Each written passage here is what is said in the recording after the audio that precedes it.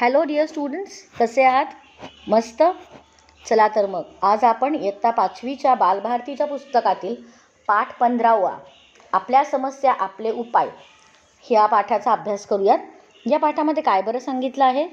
तर या पाठामध्ये प्रदूषणाचा मानवी जीवनावर काय परिणाम होतो हे समजून घेणं फार गरजेचं आहे हे सांगितलं आहे. वेगवेगळ्या प्रकारच्या प्रदूषणांविषयी इथे माहिती दिलेली आहे. आपण गाड्या वापरतो. गाड्यांच्या अतिवापरामुळे काय होतं, तर गाड्यांमधून निघणारा जो धूर आहे त्याच्यामुळे श्वसनाचे त्रास होतात. कर्णकर्कश आणि वेगवेगळ्या प्रकारचे हॉर्नच्या आवाजामुळे ध्वनी प्रदूषणामध्ये वाढ होते. ह्या दोन्हींचा लहान मुलं आणि आजारी माणसं आणि वृद्ध माणसं यांना खूप त्रास होतो. ह्याची आपल्याला जाणीव करून दिलेली आहे. आपण सहज एखादं घरी जेव्हा आपले आई बाबा काही आणतात पॅकेटमधल्या वस्तू किंवा काही खाऊ आणतात तर तो प्लास्टिकच्या पिशवीत असतो.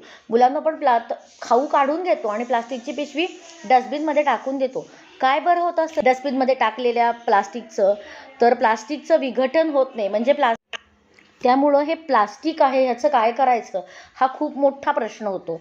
मुलांनो, तुम्ही लक्षात घ्या, जेव्हा तुम्ही रस्त्यावरती बॉल खेळता की नाही प्लास्टिकचा, तो ड्रेनेजला जे छिद्र असतं त्याच्यातून कधी कधी आत जातो किंवा गटारात जातो.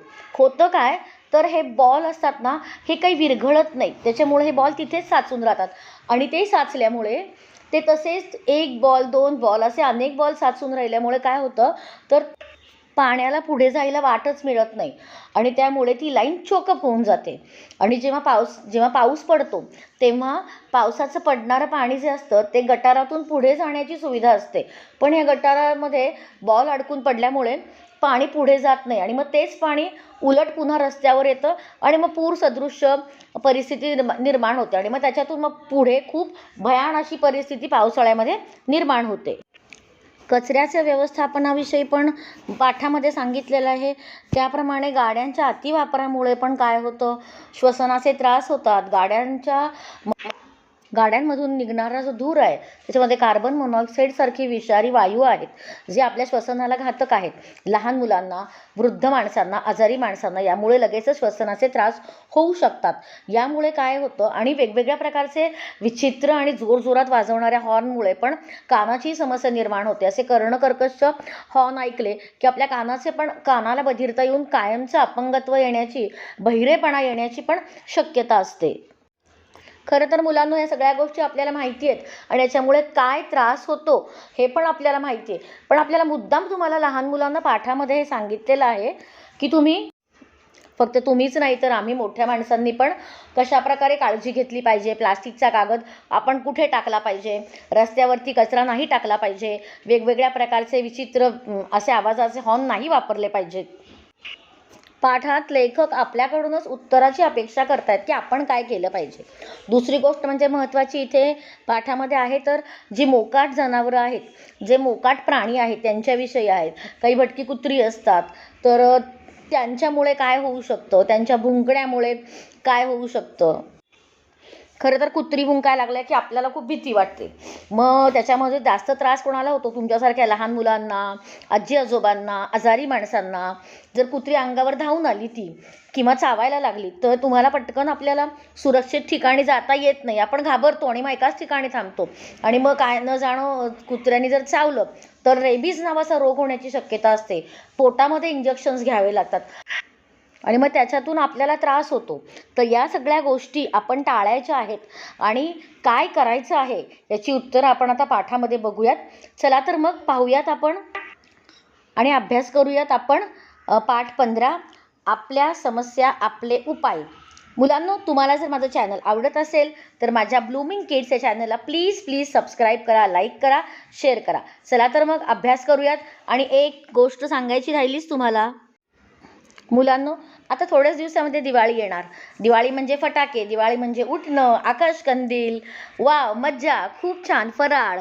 पण मुलांनो, फटाके वाजवताना काळजी घ्यायची बरं का. कमी आवाजाचे फटाके वाजवा, ज्याच्यातून प्रकाश बाहेर पडेल असे फटाके वाजवा. फटाके वाजवताना जवळ जाऊ नका. मोठ्या माणसांच्या बरोबर असतील तेव्हाच फटाके वाजवा. आणि तुमची दिवाळी सुखसमृद्धीची, आरोग्याची, भरभराटीची आणि खूप छान जावो अशी मी देवाकडे प्रार्थना करते. चला तर मग अभ्यासाला सुरुवात करूयात. 1 2 3 स्टार्ट. मुलांनो, तुम्ही धडा वाचायचा आहे, ही चित्र बघायची आहेत. ह्या चित्रामध्ये काय सांगितलेलं आहे, काय दाखवलेलं आहे याचा अभ्यास करा. म्हणजे बघा, नीट लक्ष द्या. तुमच्या शब्दात उत्तरे सांगा.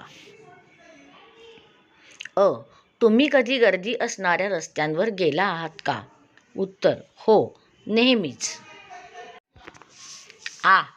रस्त्यावर कोणत्या वेळेला जास्त गर्दी असते? उत्तर, सकाळी व संध्याकाळी रस्त्यावर जास्त गर्दी असते. नेमक्या त्या वेळेलाच जास्त गर्दी का होते असे तुम्हाला वाटते? उत्तर, सकाळी मुले शाळेला जातात, तसेच लोक कामानिमित्त घराबाहेर पडतात. संध्याकाळी शाळा सुटल्यावर मुले घरी येतात व कामावर गेलेले लोकही संध्याकाळी घरी येतात. वाहतूक कोंडीमुळे कोणत्या समस्या निर्माण होत असतील? उत्तर, वाहतूक कोंडीमुळे एकाच ठिकाणी वाहनांची गर्दी होते, माणसांना चालण्यासाठी अडचण होते, वाहनामधून निघणाऱ्या धुरामुळे वायू प्रदूषण होते, श्वास घ्यायला त्रास होतो, हॉर्न जोरात वाजवल्यामुळे ध्वनी प्रदूषण होते, कामाच्या ठिकाणी पोहोचण्यासाठी उशीर होतो. वाहतूक कोंडी होऊ नये म्हणून काय काय केले पाहिजे असे तुम्हाला वाटते? उत्तर, सर्वांनी वाहतुकीचे नियम पाळले पाहिजेत. सिग्नलचे, वाहतूक नियंत्रण डिब्यांचे पालन केले पाहिजे. गाडी चालवताना उगाचच घाई करता कामा नये. रस्त्यावरून जाणाऱ्या पादचाऱ्यांना जाण्यासाठी प्राधान्य दिले पाहिजे. बेशिस्तपणे गाडी चालवणाऱ्या चालकांना दंड केला पाहिजे. वाहतूक कोंडीमुळे कोणकोणत्या प्रकारचे प्रदूषण वाढते? वाहतूक कोंडीमुळे ध्वनी प्रदूषण व वायू प्रदूषण वाढते. तुमच्या मनाने उत्तर सांगा. आपण कचरा कशाला म्हणतो? उत्तर, वापरून टाकून दिलेल्या वस्तूंना व नको असलेल्या टाकाऊ वस्तूंना आपण कचरा म्हणतो. घरातील कचऱ्यात कोणकोणत्या वस्तू असतात? उत्तर, वापरून टाकून दिलेल्या वस्तू, फळांची टरफले, उरलेले शिळे अन्न, प्लास्टिकच्या पिशव्या, भाज्यांचे देठ, औषधाच्या रिकाम्या बाटल्या या वस्तू घरातील कचऱ्यामध्ये असतात. तुमच्या घरातील ओला व सुका कचरा कोणता ते सांगा. उत्तर, ओल्या कचऱ्यामध्ये भाज्यांची, फळांच्या साली, देठ, खराब फळे, भाज्या, उरलेले अन्न, अंड्याचे कवच, नारळाचे शहाळे या गोष्टींचा समावेश होतो. तर सुक्या कचऱ्यामध्ये प्लास्टिकच्या पिशव्या, डबे, रबर, कागद, थर्माकोल, काचेच्या बाटल्या, बॅटरी सेल, धातू, खिळे यांचा समावेश होतो. तुमच्या घरातील कचऱ्याची विल्हेवाट तुम्ही कशी लावता ते सांगा. आम्ही भांडी व कपडे धुतलेले पाणी झाडांना घालतो. भाज्यांचे देठ, फळांच्या साली यांचे बारीक तुकडे करून झाडांच्या मुळाशी घालतो. कांद्याची व लसणाची टरफले पाण्यामध्ये भिजवून त्याची फवारणी झाडावर कीटकनाशक म्हणून करतो. अन्न वाया जाऊ देत नाही. 8 दिवस पुरतील एवढीच फळे व भाज्या आणतो. जर एका बाजूचे कागद कोरे असतील तर त्याचा वापर आम्ही गणिते सोडवायला किंवा डिझाईन काढायला करतो.